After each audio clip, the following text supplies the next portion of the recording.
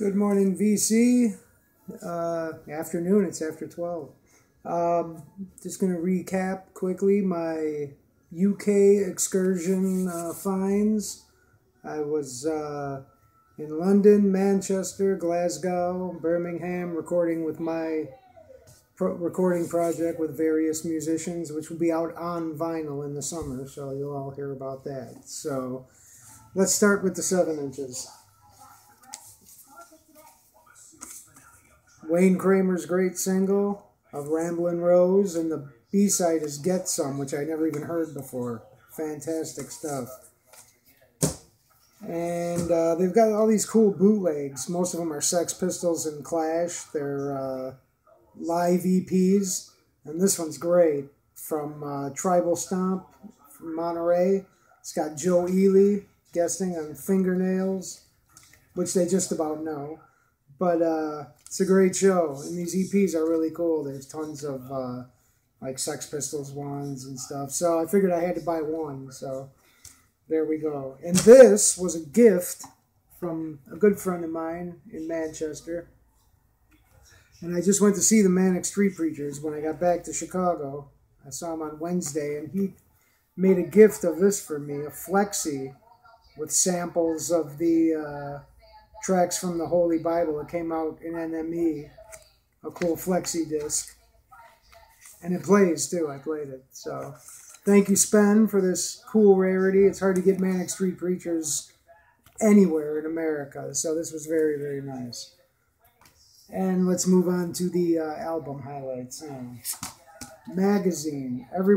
So many people have been telling me about this group. I love the Buzzcocks, and I like the stuff Devoto did with them, but for some reason I never checked out Magazine. And it just got both of the hits that I know, Shot by Both Sides and The Light Pours Out of Me, so I figured this was the one to get.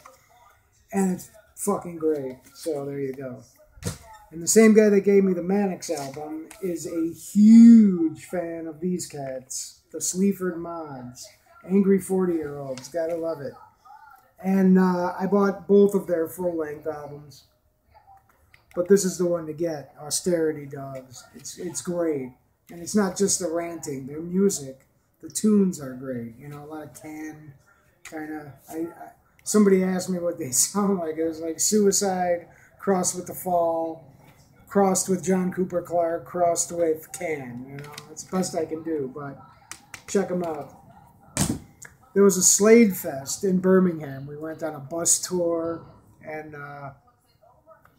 saw the sights, and then went back to this club. They were going to show the movie Slade and Flame, which I've seen a million times. We didn't stay for that. But Don Powell, the drummer, was there, and I got to meet him and talk with him for a minute.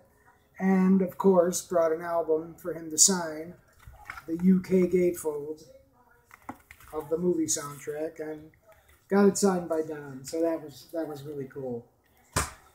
I love the Libertines, and again, getting their vinyl in America is hard and expensive, you know, so it was great to pick up both of their records for like £8 each, something like that, so I was really happy to have these, so the CDs can go to Half Price Books or whatever. They sound great. They're great. When I was in Camden Market, they had the big open air market, and they have lots of record stalls. And really, those are the best deals you can get out there. A lot of the shops are a little high, especially on used stuff.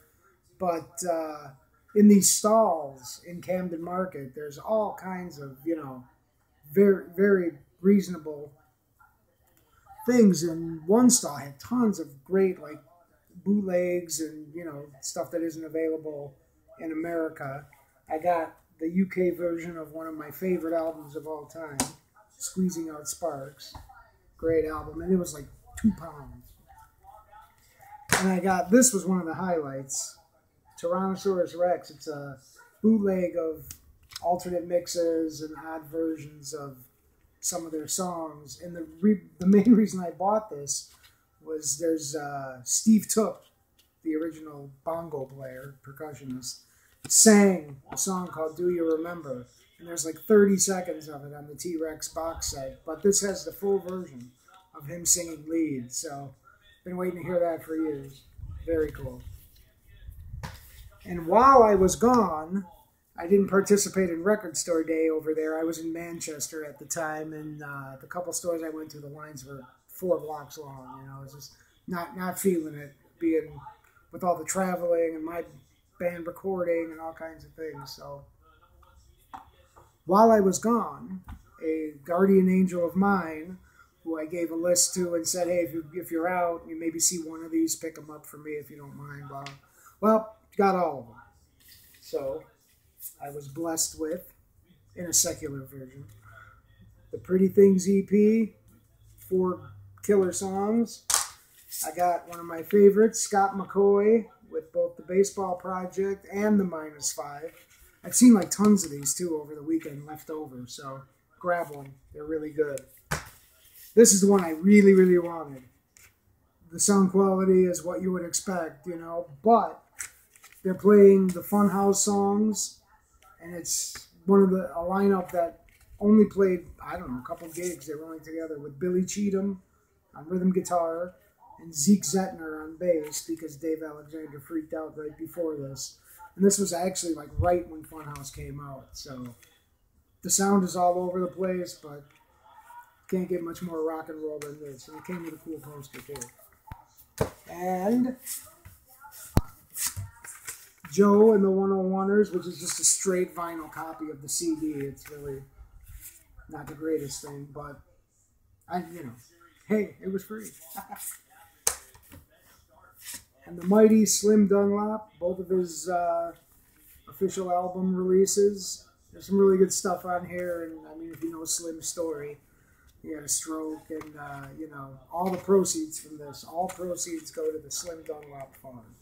So I was really glad to pick this up too. So thank you very much to my little guardian angel here in Chicago. So yeah, there was plenty more records, and had a great time in the UK. And y'all look out for my album coming out this summer. Okay, cheers, y'all.